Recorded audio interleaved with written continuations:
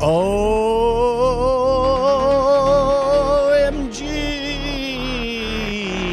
It's happening, people. Let's do this. Welcome to Office Hours. This is an important moment. You beautiful people, you've done it. You've clicked. You've made it inside the big tent, despite all the laws of probability, despite all of time and space and the heat death of the universe conspiring to prevent you from this one moment. By God, you are here. In this strange upside-down world where we can't decide what's real and what's fake, we're here live.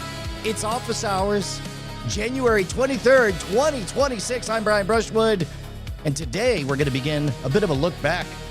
You guys are going to dig this. Oh, there we go. Hold on. I'll click that right there. There we go. Awesome. For those of you guys who are late, so late. Here are the rules. It all boils down to one thing. If you are here, you are one of the hardcore. You are one of the elite. You are part of the hallowed Diamond Club. And only the real ones get to flash the diamond symbol. The rest of y'all, posers, fakers, soft ones. Every time I'm at a public event, this is the secret code that I know somebody deserves my full attention. How do you get in? You show up. Everybody here in the chat is already showing up. Hello, G. James B. Hello, Flo Chinachi. Hello, Wego. Hello, Jake Peterson. Hello, Super Blitz, Danny Boy, Matt York, Johnny Boz, a real one. And of course, the old school of the Mike Ruler, Dylan Theus, 9542. Right there, fast on the draw. If you are confused, good. Let's get unconfused. Hello, Riley's. Hello, Banterat. Hello, Chia Kenneth 7679. I have all this set up to cover my face. I should do a different shot. Ooh, how do we like that one? Pow, pow, pow. Oh, fantastic. PKAE 1836. Guess what? I'm doing all this for you. We've reached a very strange moment in time. A time when it's a time when polish is cheap. And there's what they're calling an abundance crisis in all of YouTube. It is so dirt simple, cheap, and easy for people to press the robot make polish thing button, or press the divide us with rage bait button, or press the politically charged blah, blah, blah, blah, blah button. Everything perfectly engineered to seduce you into ultra-processed garbage informational calories. That is what we are fighting against right here. We are the ones who deceive, not the ones who get pushed around. And that's why every single day, since all the way back in 2025, I started showing up live every single day. Office Hours. If you got a project, I want to help you. If you are worried about the future of humans and the incoming scam-pocalypse, because guess what? There definitely is one. You guys have heard me going on and on and on about this little graphic. This is our call to action, our inciting incident. These are robot-powered deepfake scams incoming. That's why we're doing deepfakes every day, because in order to defeat the robots, you got to be better at it than anybody else, because ultimately, it's the humans that have to be human to win. So part of that means a look forward. That's what all the deepfake stuff is. And another part is a look back. A lot of people have a lot of catching up to do. How many years? 18 years. 18 years of scam school. I had the idea and the pitch for the only show dedicated to social engineering at the bar and on the street in 2007. I gave that pitch before my daughter Josie was born. Josie is the walking embodiment of scam school. And meanwhile, you guys are all showing up. Some of you are old hands. A very, very small number of you have been there from the beginning and understand, and you're there for the journey going forward. Some of you guys know clips, little tidbits. You know me by reputation. Maybe you've seen a clip of the TV show here or there. That's fine.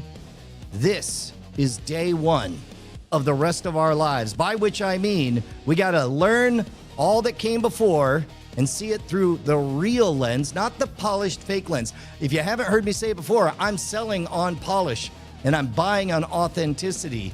And the best part is we could do both by going step by step, kind of like a study and go back through the entire back catalog. Oh my God, still got the dog tag. You still buying us drink. You know it. And Danny Boy, if you ain't been around, you gave money, which means I have no choice but to do the bits. Oh, yeah! Whenever money happens, Brian's gotta do the bit. That's right, Justin Robert Young. Oh, yeah, it's me, Justin Robert Young. And that's all the characters. Negative. That is not all the characters. There's also me, the walking embodiment of AI. Oh yeah, that's all the characters. don't forget me, time-traveling, crooning megaphone man. Thank you. Thank you for the money, man. I appreciate it. I'll buy you drinks next time I'm at a convention. Speaking of which, we're going to be doing World's Greatest Con live on stage at CSI Con in Buffalo, New York. I'm also the closing keynote of the Convene Security Conference. You can sign up at staysafeonline.org, I believe.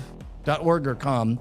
But it's in Clearwater, Florida, March 3rd and 4th. I'm doing a one-day workshop. If you go to scampocalypse.com, me and Perry Carpenter, here we go, scampocalypse.com. Perry Carpenter is the chief strategist of the #1 security company on the planet, security awareness training company on the planet. He's going to do his best keynote. I'm going to do my best keynote. We're going to teach you guys how to deceive other people in a one-on-one 6-hour workshop. That's coming up on March 2nd. But you guys are here for a journey back in time. Pause a moment for me as we go back and dissect the very first episode of Scam School. Before we do, let me just say, oh, this is great. The Skylar Mack, fantastic, man. That's great. Well, guess what? We're all going to watch it again. Imagine if your favorite show went into syndication, only it was longer and you spent more time with the actual talent telling you all the behind-the-scenes stuff. That's what we're going to be doing. Now, I can't promise this every day. Office hours will happen every single day. But office hours, look, it's going to take a lot for us to defeat the scam apocalypse. I'm not going to lie. That's a big task. I'm going to have to do learning deepfakes and phishing and vishing and teaching workshops and protecting the world, saving the world. It's a bit of a day job, but once or twice a week, we'll be able to look back and give you guys behind the scenes stuff on stuff like the very first episode of Scam School, which we will take a look at right now. First of all, did you guys know there are 3 different versions of the Scam School theme song? And that this one only barely made it as the official one? Here, we'll go ahead and take a look.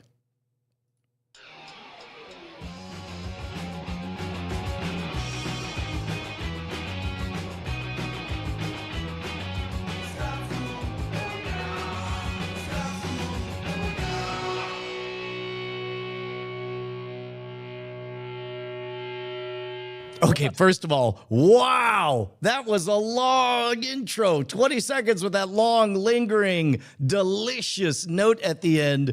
Quick notes on this stuff. I don't know if you can even tell in this in 720p, but that's me going through a bunch of $1 bills, turning them into hundreds. Let's see if that shows up. Yep, resist, deny, defy. Those were the taglines of my anti-magic show. I positioned the Bizarre Magic Show as the magic show for people who think they don't like magic shows. But here's the most important part. I did not pitch it as the show dedicated to social engineering at the bar and on the street. I came up with that title on the flight out to shoot the pilot because I realized that there had to be a very, very simple anchoring called shot, something that everybody knew exactly what they were up to. Also, because Revision 3 was a tech network, I was trying to wedge magic into their place.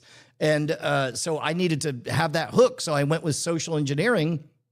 And it turned out that that little nudge had an outsized effect on the story for everything going forward. So here, let's take a look. We'll see how far I can get before interrupting. Oh, also, check this out, guys. What's up, guys? Everybody likes to imagine and remember Scam School is like coming out of the gates swinging. I want you to notice that in the pilot episode, which was edited by Tom Merritt's wife. You guys are watching me and Tom Merritt on Cord Killers every week, where we talk about the apocalypse after cutting the cable cord. But Eileen Rivera edited this, and there was a glitch so that we hadn't yet resolved the aspect ratio on there. So you'll notice the aspect ratios all messed up. However, I didn't care, because this at the time, 720p was next level. This was HD at a time that HD didn't exist. If magic had a slick, sticky underbelly, it would be Scam School, the only show dedicated to social engineering at the bar and on the street. My name is Brian Brushwood. I am your dark, drunken Yoda. Today we're going to learn one of my all-time favorite magic tricks. This is one that I have floored magicians with all across America, and until now I have never publicly exposed the method. It's called the human chimney. I think you guys are going to like this quite a bit. Ooh, couple of things on this. First of all, that's one of the very few times that I use the word exposed, because magic was pretty butthurt at this time. During the 1990s, there was sort of a cartel of highly polished, canonical magic effects. Magicians all tended to look the same and do the same types of illusions. And eventually, there was a backlash against it. Now, this showed up in two ways. One, David Blaine had the genius, brilliant, game-changing idea of dispensing with all of the polish. And instead, he said one thing: don't turn the camera on the audience. Show the audience, show the audience. That was an absolute game changer. Second thing that was the pushback was the Masked Magician specials, the Secrets of Magic Exposed, whatever. Strangely, and this is something that we'll argue about at some other point, the actual revealing of the tricks, I think, had absolutely zero effect on magic. However, the sneering tone of it came from a backlash against it. And so the word exposure, magicians really bristle at, because it's hard to do good magic when you're climbing uphill against somebody's preconceived notions, their priors, their biases, before they even pick a card. And that show really was insulting to magicians. And as a result, I tried to make it very, very clear that Scam School was not a show exposing magic tricks. It was a magic tutorial program. We were teaching magic, and I made it very clear in an age that people didn't know whether or not YouTube counted as television. It was also not clear whether or not magic tutorials were lessons or not. So I made a very key distinction that when the lesson was over, could you do the trick? If you could do the trick, then great, you definitely learned a lesson. And if not, then you just had the itch of your curiosity exposed or scratched, and that could be considered exposure. But, so that is a curious artifact that I would say the word exposure there. Also, well, here, let's take a, another thing. There was a bit of controversy on this episode when it came out, because this effect, the actual provenance of this effect goes all the way back to a Martin Gardner principle from World War II, I believe. And it was something that he had seen Japanese children doing. And it was out there in a public-facing book, but it was a brief pocket where most magicians had never heard of it. And I remember showing it to the incredible Danny Garcia, and he loved it so much that he made an entire release for a product called Warning that was a marketed and released thing. So strangely, when this episode came out, it was such a good trick that magicians got their panties in a twist, and some folks wanted to accuse me of exposing Daniel Garcia's Warning. Meanwhile, I'm the one who taught it, and also it didn't belong to either of us. It was written up by Martin Gardner. And so that leads to the moment I met Justin Robert Young when he was making a news article for iTricks about the controversy. And so he wrote that iconic phrase, everything is cool. They are both viceroys in the kingdom of awesome, which instantly was the door opening to a lifelong friendship with Justin Robert Young. Okay, let's watch the actual trick. Check it out. Hooray for America. All right, now this is a very big deal. There is one trick that I've learned that is so good I've never given it away. And I'm going to share it with you guys.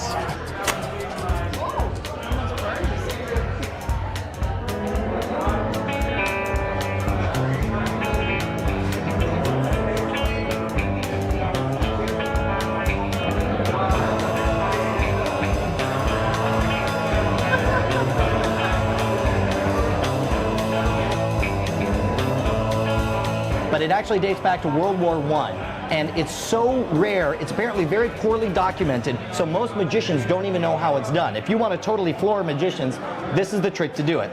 Now you'll notice when you strike a match, you get this initial sulfur flash, and there's a little bit of smoke during it, but when the match is burning, there's virtually no smoke, right? It's only when the match goes out, that's when you get the most smoke. When you strike that match, during that initial sulfur flash, if you inhale whatever that poison is, somehow it becomes smoke inside your lungs. A couple inches closer. There you go. Strike it towards.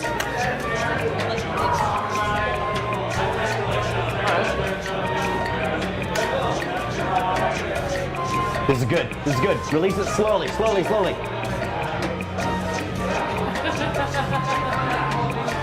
Yeah! Nicely done, Nick! All right, buddy, this is far and away my favorite trick, and I hope you use it well. Thank you very much, Nick. There you go. And don't react. Oh, I bet you got a good one, though. Nick's coming out.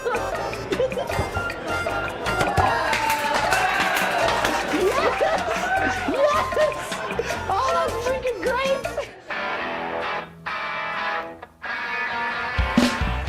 All right, guys, couple things to remember when you're doing the human chimney. First of all, make sure that you don't telegraph the fact that you're inhaling while you're striking the match. A lot of people have a tendency to strike it towards their face and inhale. Everyone can tell what's going on. So you want to keep your chest shallow. Don't let your face betray what's going on. Just strike it, and nobody should be able to tell. You can pull your diaphragm down just in your belly. Second of all, remember, you're not going to get a free drink out of this trick, but you will get your friends' attention. They're going to want to know what you see next. This is the way you build momentum, and then you translate that momentum into free drinks at the bar. Meanwhile, if you have any questions about this or any of the scams, or if you have a favorite scam you'd like to show us, put together a video clip and send me an email at ryan@revision3.com. If we use your submission on the air, I'll give you a free copy of my book, Cheats, Cons, Swindles, and Tricks, 57 Ways to Scam a Free Drink. You guys take care.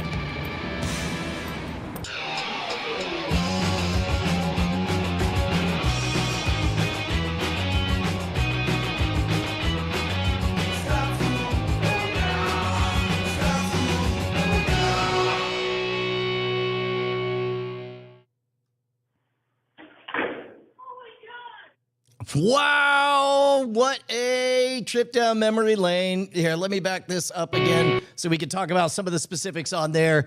Okay, so lots of intuitive beats happened during this time. And by the way, we're getting close to, if you guys have any questions, you guys can ask it. Good to meet you, Scratch and Sniff. You know what? My goal was just to, oh no. Emily, 35, you keep giving money, I gotta stop. And then do the bid. And then I gotta come back from time. Thank you, Emily 35 official. Moving it all around. Thank you. Okay.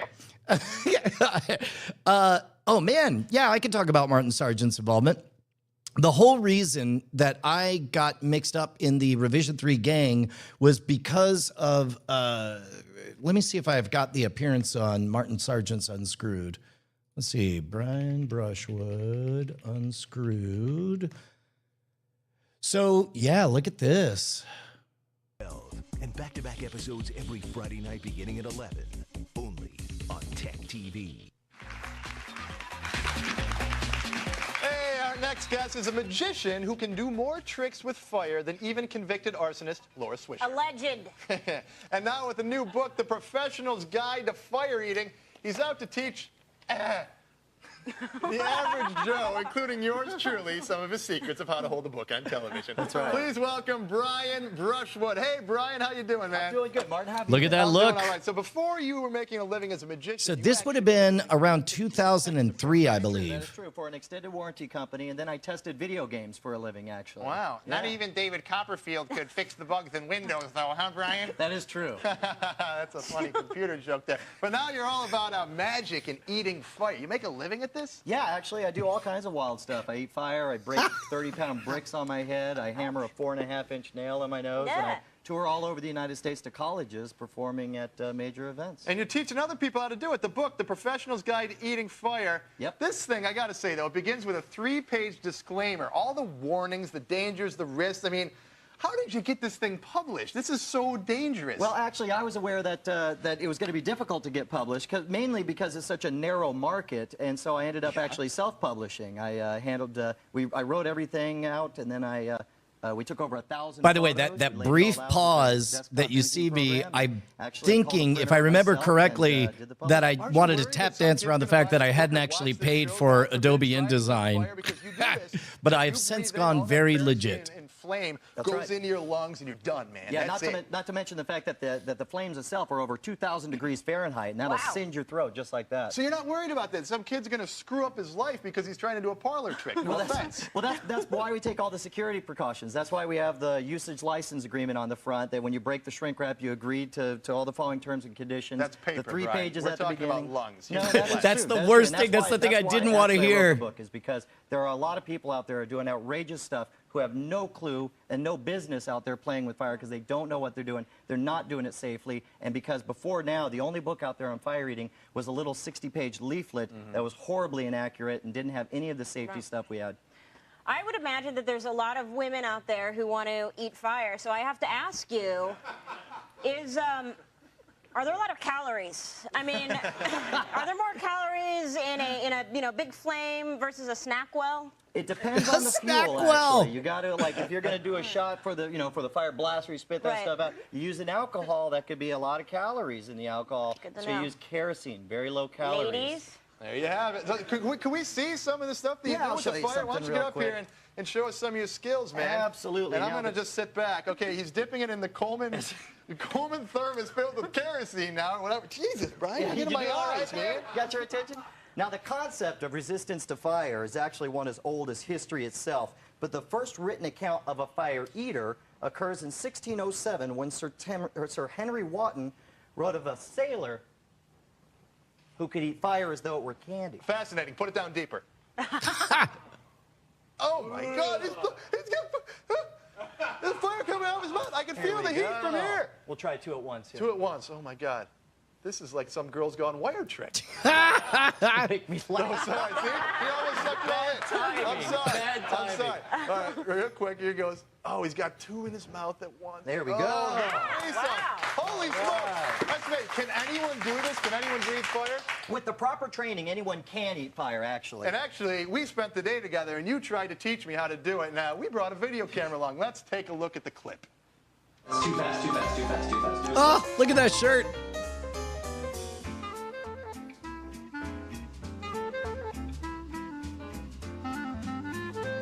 Perfect, okay. Ah! A few little tricks like tossing the flame from one to another. Like that. That's it. You just did it. The way you close your mouth around it, just like that. You just go like, I did it. alright. That, tongue out. Go in, start exhaling. You set it on the tongue. I have notes for past Brian. We're in Laura Swisher's kitchen, by the way, and she's not here, so I say, F the fire eating, and let's go through her drawers. That's it!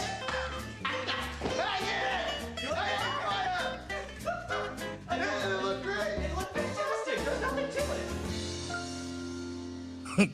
Yeah, you see that? You see that? That's how it's done, man. It was. All right, let's eat some fire together. Oh, my God, I can't believe I'm Both doing of this us. again. Ready on 3. Ready, 1, 2, 3. Ah! Yeah! I feel so alive! Good! Not bad, huh? Now remember, people, do not try this at home. This is very dangerous. I spent the whole day with Brian. I read the entire book like 5 times. Yeah, you were very It's thorough. extremely dangerous because if you suck this into your lungs, it's dead, man. That's right. It's dead, all right? Brian Brushwood, thank you so much for coming by and teaching me how to eat fire. Absolutely. God, now I'm going to get the chicks, too. Hey, for more of All right. Oh, wait, hold on. I think we have... Brian's Bizarre Magic, check out his site at caneatfire.com. Oh, no, he said it wrong. .com or Brian. Brushwood.com. Yeah. There you go. We get all the links to all that stuff, techtv.com/unscrewed. Don't do it at home. And don't go anywhere, because there's a very good chance we're going to see get this. Whoops. Wrong thing. There we go. Now we got it. There we go. So basically, that was the anchor. I did a couple of appearances on Martin Sargent's Unscrewed. And then if you don't know the history of Revision 3, Tech TV got bought by, I forget which company, acquired, it became merged with G4, and then they fired all of the beloved Tech TV personalities. And they were forming Revision 3. This is at the nascent early days of podcasting. And the moment I heard about it, I reached out to the segment producer from Martin Sargent's Unscrewed, a fellow named David Prager. And so David Prager told me a bit about what they were up to at Revision 3. I asked whether or not there would be a place for a social engineering show. And later, we'll get into sort of that moment of Promethean discovering fire, so to speak, of when I first got video of me doing proto scam school beforehand. We'll show all of that in the future. Comcast, that's the one. Thank you very much, Captain Jack 913. I pitched the idea, and then luckily I had, here, I'll show you guys. Here's the other key.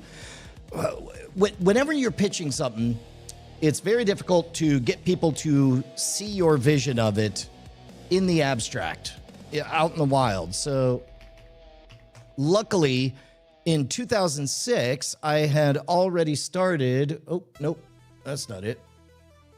There we go. Let me see. Yeah, here we go. I had started recording these vignettes while I was out on the road. And the goal of this was, I'm a firm believer that in order to be good, you have to be bad first. So I decided, what do I got? I got a fully saturated tour schedule, which means I'm going to be all over the United States. I'm going to be, I've got a charismatic sidekick that I could take on the road, and I got a couple of digital ELF cameras. So recording at the glorious resolution of 240 by 320 with 10 kilobit audio, I wanted to practice. I wanted to get the reps in of what it's like to host a TV show. Because at this time, we'll uncover more of this later on, real quick, we got a moneyed question. Oh, wait. Yeah, thank you. Thank you very much. I'm certain that all of this is getting demonetized. So it's all exactly supported by you guys. Danny Boy 6668 asks if I find myself craving kerosene. I'll tell you what, man. When I was on tour, there was only one time that I would experience that taste and smell of Coleman camp fuel, and it was always anchored with the incredibly exciting onstage experience of a new crowd to win over again and again. So kind of like I have no negative associations with the smell of sunscreen. I only have positive family memories. And in fact, I tweeted once, are there any negative memories associated with sunscreen? Somebody said, I worked a summer as a lifeguard. And I was like, that'll do it. But for me, I only have strangely positive associations with those smells. But let me show you. Part of the reason I was able to get Scam School is because I didn't need anybody to take a leap of faith. This was without pay, without backing, without encouragement. I had, I think this is episode 14 of Brian Brushwood on the Road, that I was able to send them stuff like this.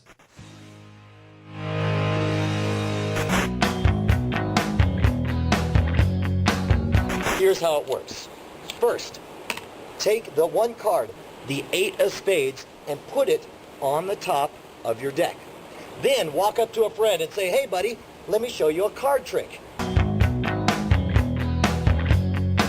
Why don't we pick a card? To pick the card, I'm going to have you turn over any number of cards you want. Let's go a step farther. I want you to turn over even more cards. So now you've picked some number of random cards twice. And then you fan the cards until you end up to the first face down card. And you say, that will be your card. You have them turn it over, and there it is, the 8 of spades. So the 8 of spades is your card.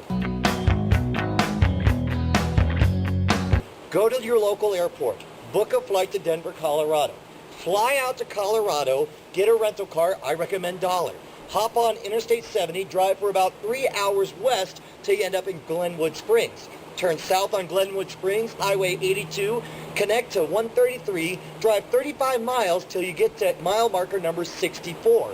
At mile number 64, turn off on the little tiny dirt road, walk down to the little bridge, climb down these rocks, and then look for this red rock. And underneath this red rock will be the 8 of spades.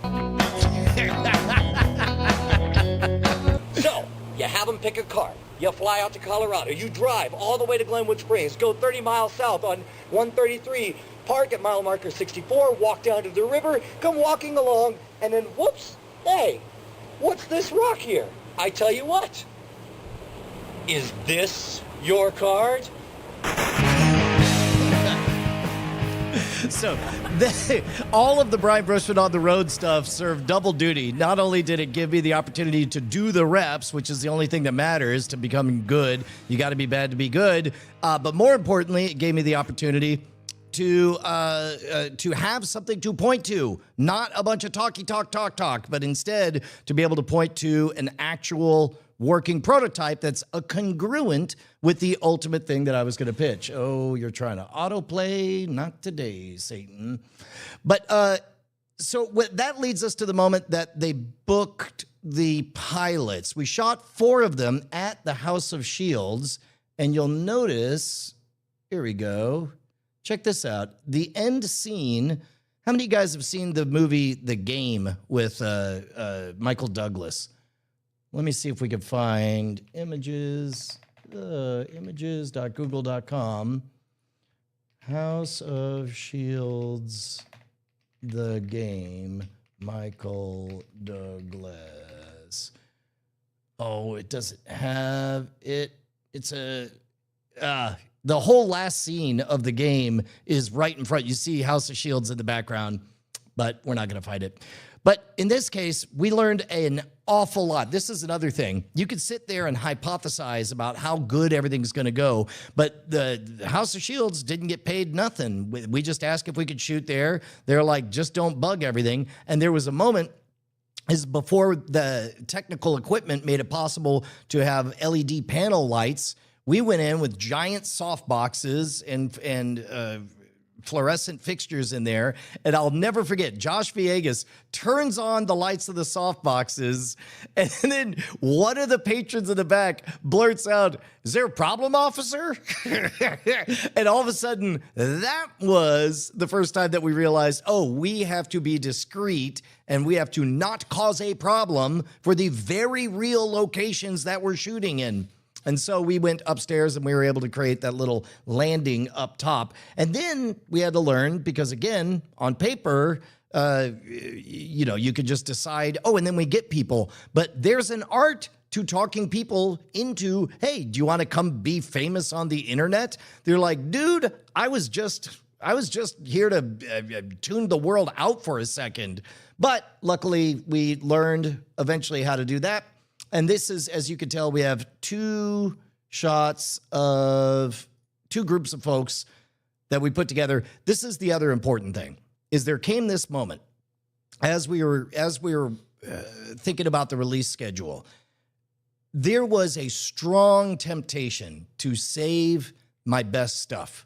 And there's an amazing scene. If you've ever seen Gattaca, there's our protagonist and his brother. His brother's trying to hunt him down. Our protagonist is genetically inferior and yet keeps on winning, but based on, he just keeps going.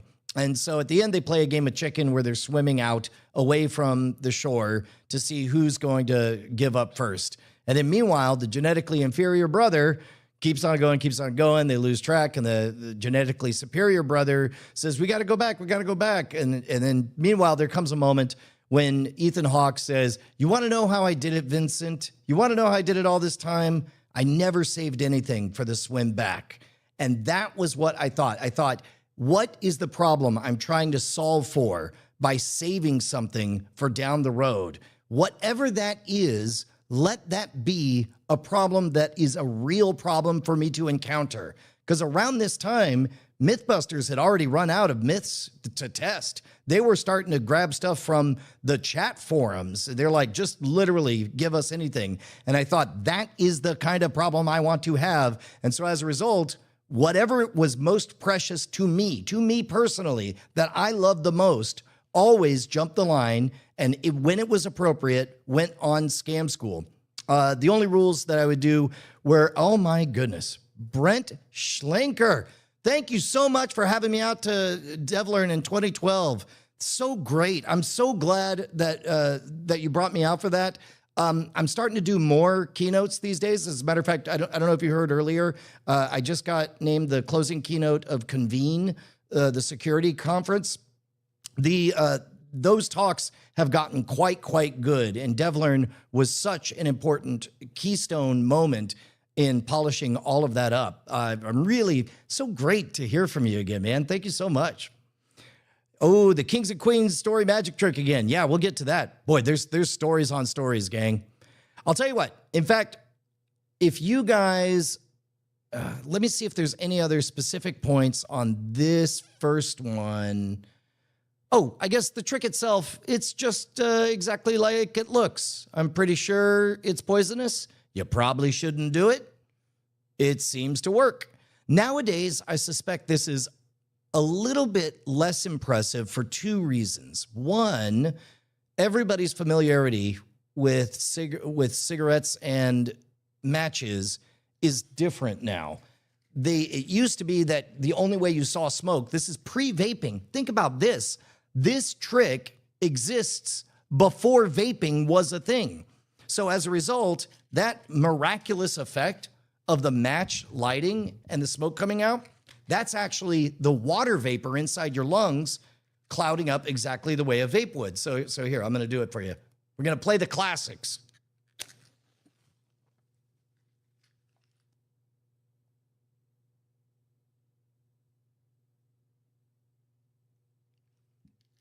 What's old is new again.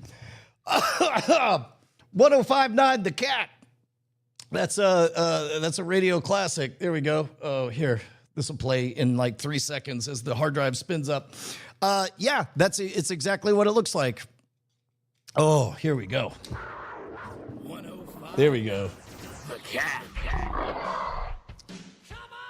Sam Downey asks, what's the best old trick that we've done on Scam School episode on Revision 3? We'll get to all of that stuff. I think that unless you have any other questions about episode 1, I'm going to not take my own advice, and I am going to save something for the swim back because I'd like to keep doing these every Friday. If you guys are late to the party, if you're just showing up, look, all of this boils down to one very simple thing. I'm showing up every single day for a number of reasons, the chief among which thrilled to do, and I'm flattered that my 18-year-old daughter is down for it.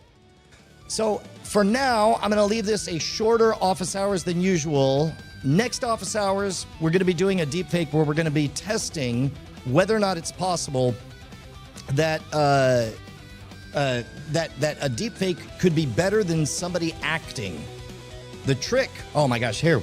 Sorry, I forgot. We got to look at the agenda. We checked in on the fakes. We did it. So I've got a bit of homework. I've got two. There we go.